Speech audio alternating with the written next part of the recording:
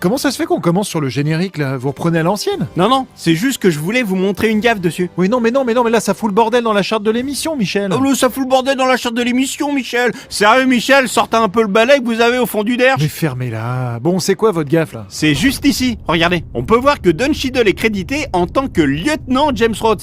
Ouais, et donc alors? Bah, en réalité, il est lieutenant-colonel. Ouais, bah c'est à peu près pareil, non? Ah bah non, pas du tout. Lieutenant-colonel, c'est 3 rangs au-dessus de lieutenant. Sérieux? Bon bah du coup, c'est bien trouvé, Michel.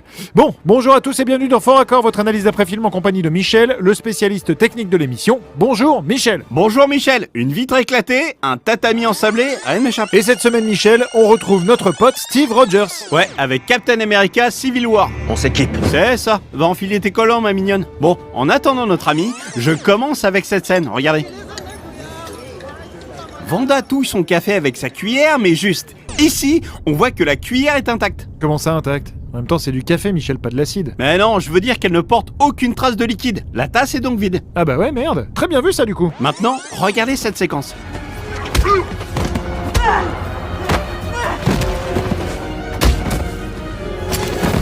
Pause. Regardez ici, dans le sable.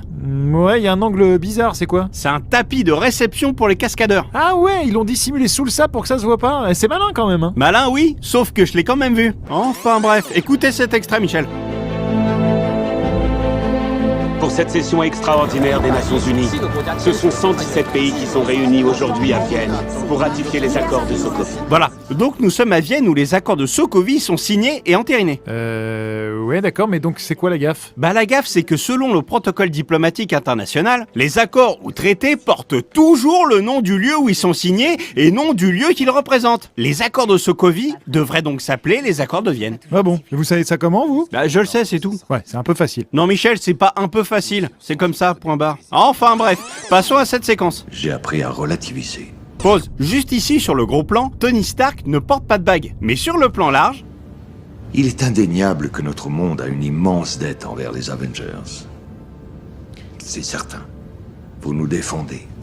Hop, il en a une. Bien vu, Michel, ça. Merci Michel. Et dans cet extrait, Black Panther est blessé à l'arcade sourcilière, juste ici. Ouais, enfin, c'est juste à côté de l'arcade, sa blessure. Ouais, enfin, peu importe Michel, il est blessé là, quoi. Mais si j'avance de 30 minutes, regardez. Hop, elle a complètement disparu. Bah c'est peut-être cicatrisé, c'était une éraflure, donc c'est pas bien grave. Ah ouais, donc le mec cicatrise dans la même journée. Même pour une éraflure, hein, il est balèze. Ah, parce que c'est le même jour. Ah oui, bah dans ce cas, c'est bien un fort accord, Michel. Oui, merci. C'est ce que je dis depuis tout à l'heure. Enfin bref, regardez ce passage. Spider-Man attrape le bouclier de Captain America juste... Collant, à toi! Ici. Il est donc plein de toiles. Ok, et alors? Et alors, juste après...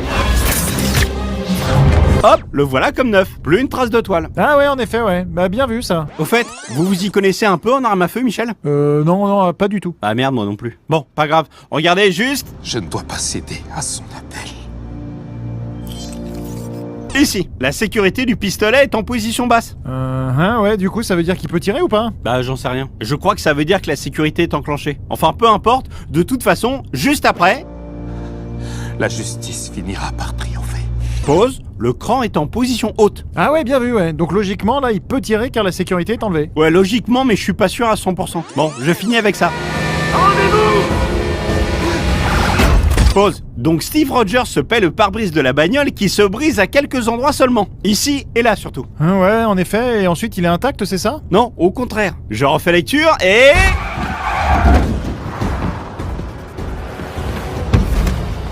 Tac! Le pare-brise est complètement défoncé. Ah oui, c'est clair. Excellent ça, Michel. Et voilà, j'ai fini. Un regard extérieur sur nos activités peut avoir un certain intérêt. Exactement, ma poule. Ravi qu'on reconnaisse enfin mon boulot. Ah, c'est ça. Merci, Michel, de contribuer à améliorer la planète. Bon, bref, c'est la fin de cette émission. On se retrouve la semaine prochaine pour un nouveau Fort Accord. Et j'aurai du lourd, du très très lourd.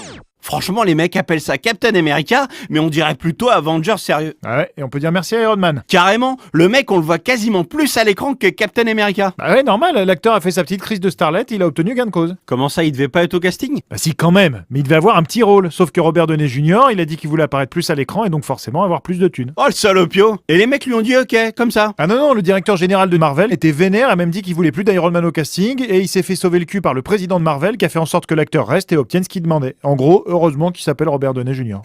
Ouais, ou qu'il soit passé sous le bon bureau, quoi. Retrouvez ce film à regarder chez vous sur notre nouvelle application Allocinéum, disponible sur smartphone et tablette.